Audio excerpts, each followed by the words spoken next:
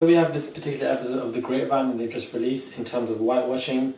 But let's just be real for a second, because we damn well know Asian communities also whitewash a lot as well. So I'm just confused, really and truly. That, you know, if you were a black actor and you found out that the role written was for an Asian person, then you would absolutely step back, because, like, you know, like, taking whiteness out of it, like, maybe we can, like, you know, I don't want to focus on them my whole life. It's like, no, like, people of color have been saying this for years and years and years, and we're finally paying attention. And hey guys, it's Marwan. Hope you guys are all doing well today. So we have this particular topic of whitewashing, as I've just said, in relation to somebody that had taken down a role because he particularly wasn't an Asian person, etc., etc. And, you know, it has sparked some controversy. And off the bat of what Jeff was saying, you know, it's only going to raise his profile. It is a chest move for him. There is no disadvantage that he would garner in terms of the fact that he has not taken this role because he's got more attention. People know about his mixed heritage, as Sren was saying. You just know more facts about him, more attention, more speaking about him, and therefore that leads to more attention and more roles.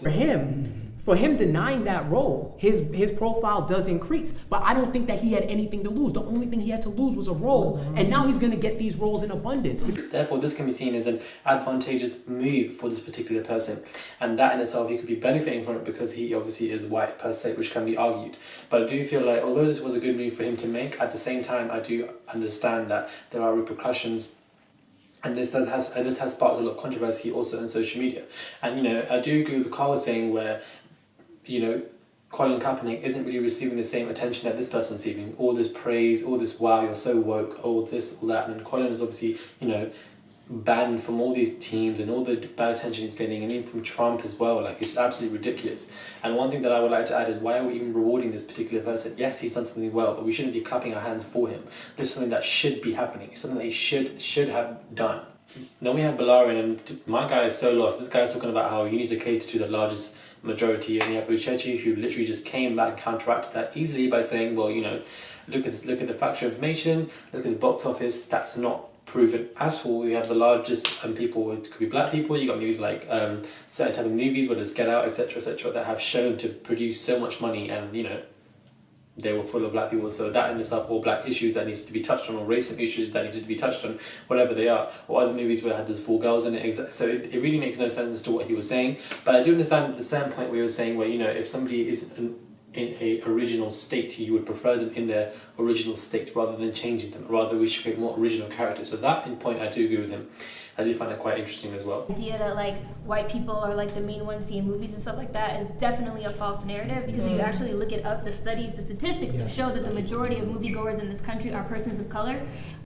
And then we have this particular Aladdin point, which I felt like was very interesting. The fact that, like, Aladdin and Jasmine have American accents while the poorer characters don't, and stuff like that. There's a lot. I didn't see that coming, and related to the fact that I didn't feel like people would mention it in this debate, but how it can be seen like a white fantasy, or like certain examples she was saying, where, you know, the 2 main characters can speak perfect English and American language, but the other people who are poorer characters cannot speak that, and that, you know, difference between the two, which I feel like was one minor subconscious highlight that people would kind of take in whilst watching the movie in a, as I said, a subconscious way, where you don't really know the effect it can have on you. So that in itself, I felt that was a very powerful statement to make indeed. To add power to what Uchechi was saying, Saran was saying that it is a false narrative. It is a false narrative that we believe that you need to cater to this particular majority of people because that's just how it works. But really and truly, factual information has proven otherwise. So it is something that would be falsely created to justify what is going on and to ease our consciousness. And this whole idea of, I'm totally understand that, you know, whitewashing can occur on so many different communities, primarily black communities, but in many communities. But then we have the foul idea of Asian people sitting there saying, you know, we're all people of colour, this is all happening to us. I'm like, you do the same exact thing. Like, let's get real about anti-black. I spoke about it on my channel before. Anti-blackness is real and very heavy and very prevalent, but people will completely deny it because they are very, very on the edge of criticizing their own culture. They think it's something bad. You're not really criticizing your own culture in a negative way. You're saying it in a way that you can build up in a more positive affirmation. So this idea of seeing something quite negative to criticize and to talk about your culture in a negative way, or saying problems that are in the culture and that need to be improved on, can immediately be seen as something like so huge and a huge problem, and you want to ignore it, put it under the rug, or challenge and put it under the rug all you want, because it's still going to be there and needs to be addressed. So I feel like Asian communities themselves should have touched on the fact that, you know, anti-blackness does occur in our communities more so than any other community. If you want to play it like that, well, Arabs as well. But at the same time, I just feel like that in itself wasn't addressed, and it should have been, because I think, really thinking to myself, you can you can play the whole idea of us being whitewashed, which is true, it does happen, but really and truly, you know, you guys are not only victims of it, you're also the culprits as well. But I feel like that in itself wasn't addressed at all. But this is my smaller review of this particular whitewashing debate topic. I feel like Jeff was making some good points, the whole chess move stuff, Serena's also saying how it's a false narrative, and then Uchechi kind of counteracting Balaron's point, which I find very interesting, and Carl's point of Colin Kaepernick as well, and the fact that he's still going to get paid regardless, and the whole idea of the Aladdin point, which is very interesting to say the least. Thank you guys for watching my smaller review. Let me know what you guys think about what I've said. Let me know what you guys think about the idea of, you know, Asian communities not really addressing in this episode, and the whole idea of should we reward this guy as much as we should, or so is this something that he simply should just be doing?